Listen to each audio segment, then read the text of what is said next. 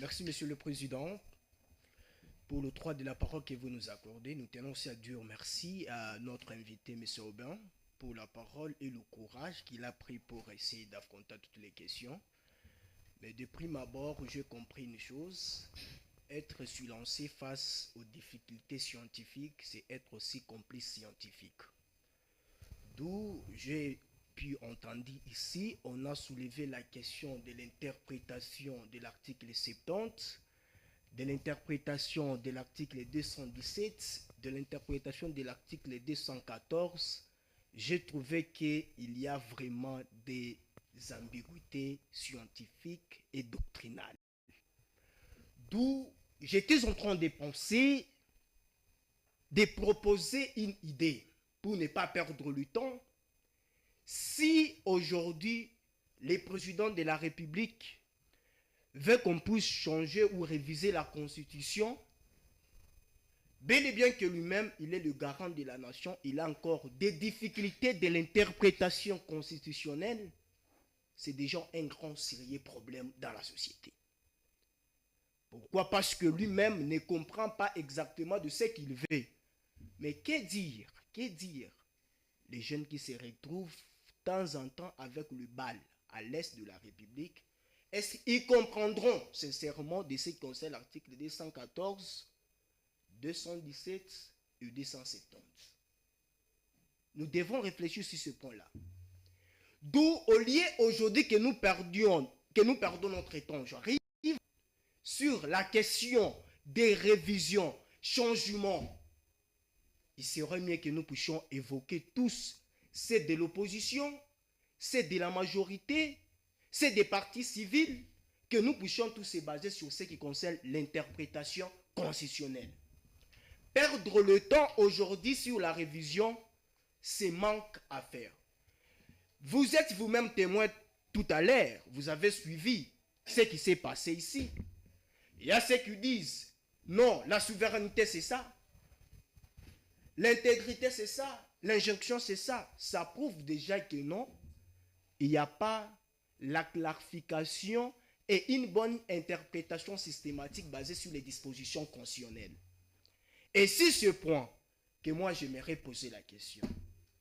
Parce qu'aujourd'hui, l'article 70 est mal interprété, l'article 217 est mal interprété, l'article 218 est mal interprété, 219 est mal interprété.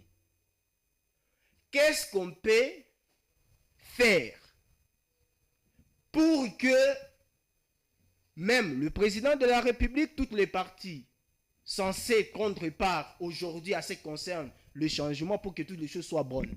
Qu'est-ce qu'il faut emprunter comme les schémas et qu'est-ce qu'il faut faire? Ça, c'est la première question. Parce qu'on a soulevé la question de la démocratie. La démocratie n'est pas justement être pour et contre.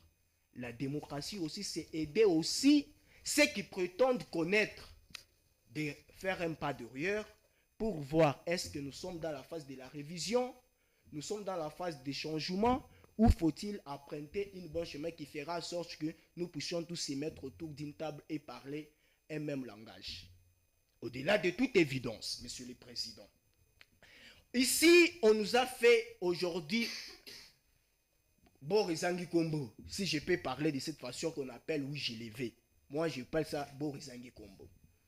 Pourquoi? Parce que on nous dit que oui, j'ai levé, on doit changer la Constitution.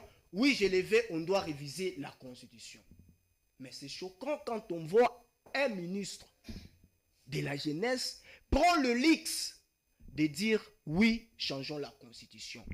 Mais il y a de ces jeunes qu'on a arrêtés arbitrairement. À titre d'exemple, Nathanaël Onokomba qui est du Rège, Parole Camuzerlo, les philosophes qu'on a arrêtés arbitrairement. Pourquoi le ministre de la Jeunesse n'a pas pu aujourd'hui lancer la campagne de dire non aux arrestements arbitraires des opposants qu'on appelle Nathanaël Onokomba? Parce qu'aujourd'hui, vous et moi, nous sommes dans ce parlement. Et quand on va quitter ici, qui est rassuré qu'il va rentrer sincèrement? Parce qu'aujourd'hui, oui, on veut. Est-ce que c'est la Constitution qui autorise ces délinquants juvéniles aussi dans les institutions, d'arrêter les jeunes. Et nous-mêmes les jeunes, on veut qu'on change la constitution afin qu'ils mettent encore des choses pour venir nous arrêter. Et nous leur disons, venez nous arrêter. Mais pour poser la question, à notre invité, M. Aubin Kassongo, vous aimez mettre des réformes, c'est bon. Mais la question est simple.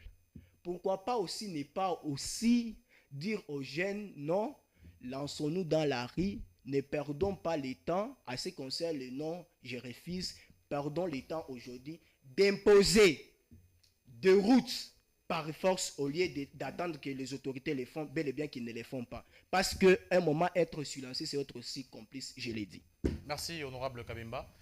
Honorable Paul, vous avez